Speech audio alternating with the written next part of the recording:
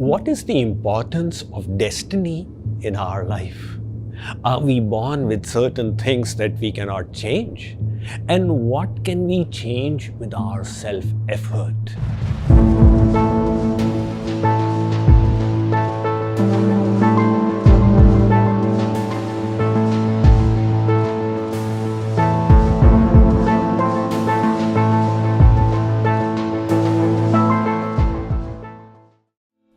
There are verses in the scriptures that state, Ayuhu karma cha vittancha vidya nidhanameva cha panchaitanapi srijyante garbhastasyaiva dehinah.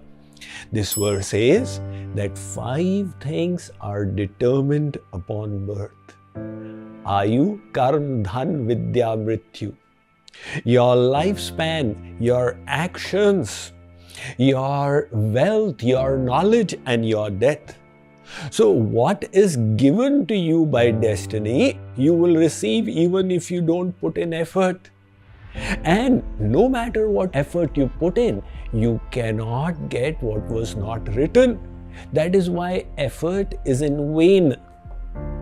Again, the Sukti Sudhakar states, Yadhatra nijabhala pat likhitam stokam mahadvadanam tat prapnoti marusthalepi nitaram mera utato nadhikam tadhiro bhavavittavatsu kripanam vrittim vrithama krita kupe pashyapayo nidhavapi ghato grihnati tulyam jalam. The verse says, take a pot, immerse it in your bathtub. How much of water will fill in it?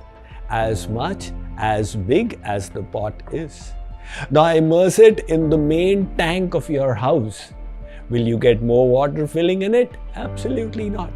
Go and immerse it in a river or even in the ocean. You will still have the same amount of water filling it. Likewise, whatever wealth is written in your destiny, you will get it even if you reside in the desert.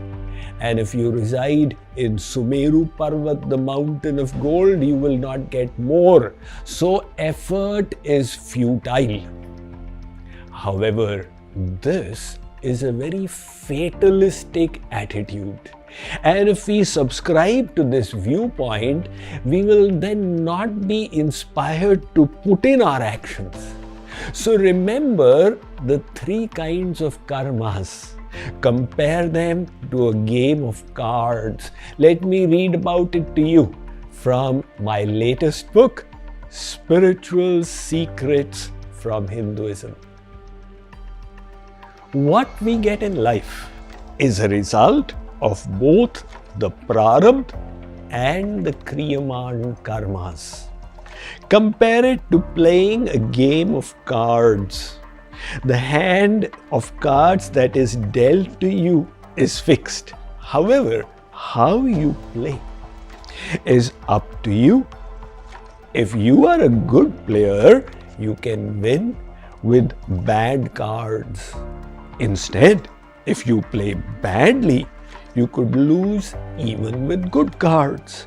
Similarly, if we put in sincere effort, we can succeed despite bad prarabdha. However, if we are lazy, we will fail even if we have a favorable destiny. So destiny does exist and will be given to us automatically. We should not worry about it. Instead, we should put in our best efforts to shape a bright future. We are where we are in this journey of endless lives as a consequence of what we did in the past. So the karmas of endless lifetimes are accounted for by God. They are called sanchit karmas. When He sends us down again, He takes a portion of that and says, my child, these consequences of your own actions you will have to bear in this life. They become our prarabdha for life. However, apart from that prarabdha or destiny that we are born with, we have the ability to do karmas by our free will. This is called Kriyamand. Kriyamand is not determined by God. It is in our own hand. What we get in life is a combination of both Prarabdha and Kriyamand. So, way to achieve eternal welfare is to latch on to the Kriyamand karmas. What is in our hands and to make the best out of it. Take inspiration from the story of Sumit and Satyamati in the Narad Puran. King Sumit was the ruler of the 7 regions of the planet Earth. He was a king of the lunar dynasty, Chandravanshi Raja, and in his kingdom, tremendous prosperity prevailed, where arts and culture flourished, and the citizens were embracing of dharma. There was so much of prosperity and welfare that it attracted the attentions of the celestials as well. And once the son of Kashyap Muni, Vibandhak, arrived with this curiosity, how King Sumit had it all so wonderful in his life and works. He asked Sumit what was the secret of his prosperity and success. Sumit, along with his wife Satyamati, were Jati Smaras. These are people who remember their past life. So he related, "O great sage, in my last life, I was a very sinful person called Matuli. In my youth itself, I stole from men. I did not even spare women and children. In fact, I even looted the offerings made to the deities in the temple. I also had vices. Finally, my parents gave up on me and threw me out of my house. I then started wandering in the forest and arrived at a deserted temple. I cleared up its floor, cleaned up the altar, started tending to the garden lot of the temple, and the years passed by. I would every month do a Dhwajarohan Vrat, where I would hoist a flag on the Shikhar and take care of the deities in my broken understanding. Until one day a young lady also arrived. Her clothes were tattered and she was in a disheveled state. I asked, "Who are you?" She said, "I am our Kokila." "But why have you come here, young lady?" She said, "I have been thrown out of my house by my parents. I beguiled the men. I cheated the women. Although I am a lady, I had the vices of drinking and smoking. And when my parents were unable to correct my ways, they threw me out." "That then," said King Sumit, "in my past life made 2 of us. We continued to take care of the temple. Our Kokila would dance before the deities. I would prepare bhog offerings for them and continue with the Dhwajarohan. After many decades, our Kokila was old, and one day, while serving the deities, she collapsed on the floor dead.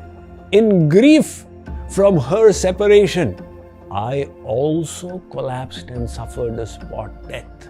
And then we saw the Yamdoots arrived, and they wanted to take us to the Neetha regions for the sins we had committed.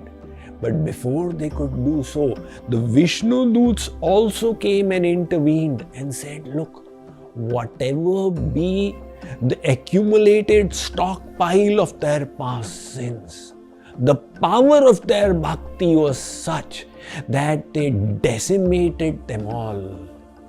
Yathagnihi susmriddhanchi karotyedhansi bhasmasat." tada mad vishaya bhaktiruddhavainan kritsnasaha.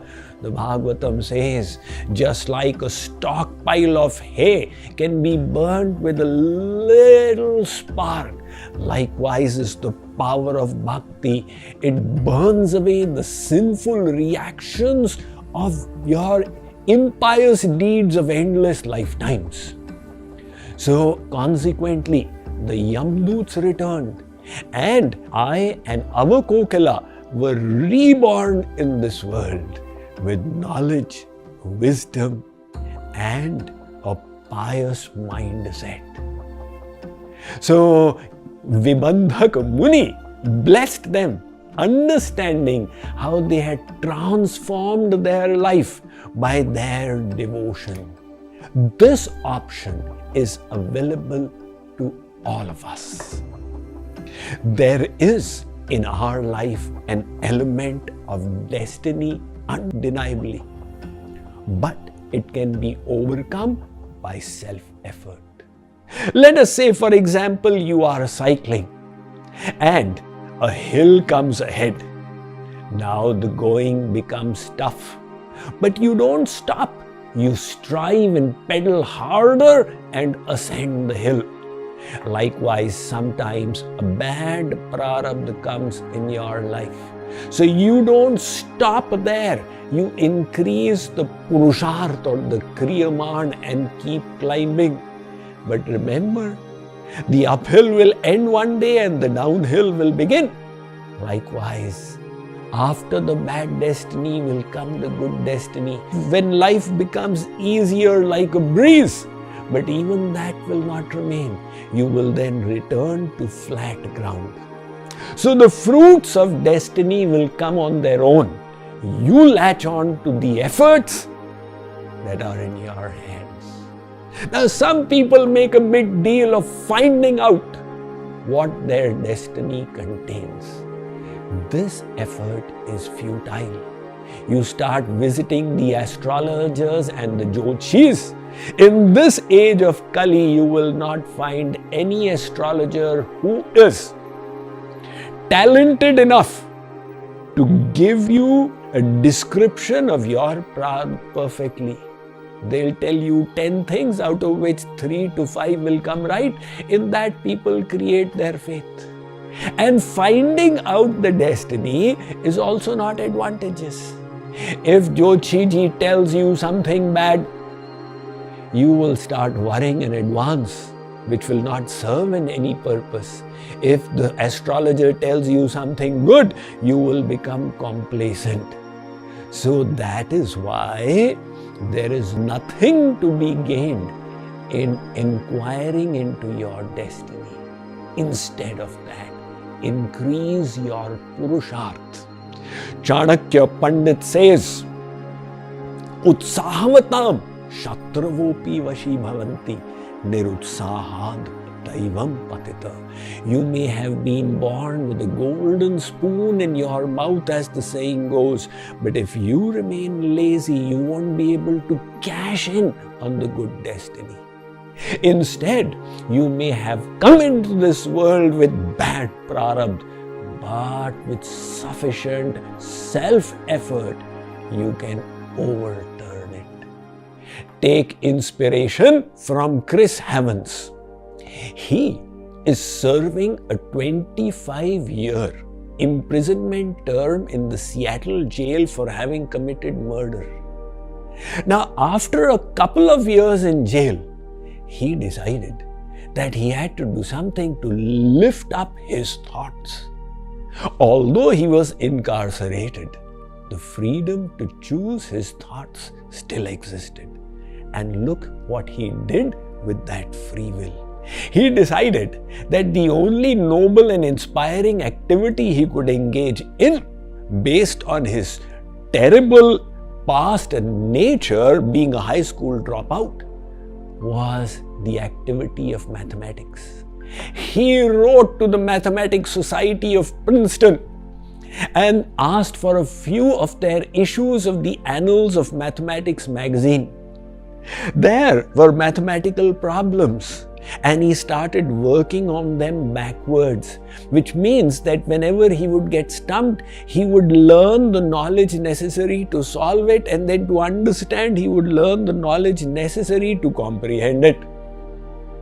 The consequence was that his mathematical prowess kept on increasing, and he requested the jail authorities for more maths books. They tricked him and said, "We will give them to you on one condition. You will teach math to the other prisoners." He agreed. Now he was on the fast track of learning, because when you are teaching, you just comprehend even more deeply. He then started communicating with the big mathematicians around the world and attracted the attention of some in Europe, and became part of an international team of mathematicians. Finally, as the lead mathematician of the international team, he stumbled upon an amazing new discovery in mathematics. Chris Havens developed a higher sense of purpose. And while still in the jail, he went about the process of incorporating a non-profit for teaching convicts all around America mathematics as a means for uplifting them. What an astonishing story of somebody who was in the darkest situations of life and uplifted himself by self-effort. So we have understood the importance of self-effort to attract the divine grace of God. We will now progress in this philosophical discussion. What is the kind of self-effort that will enable us to receive the ultimate grace, which will result in God realization and liberation from the cycle of life and death? We will discuss it in the next episode of this series.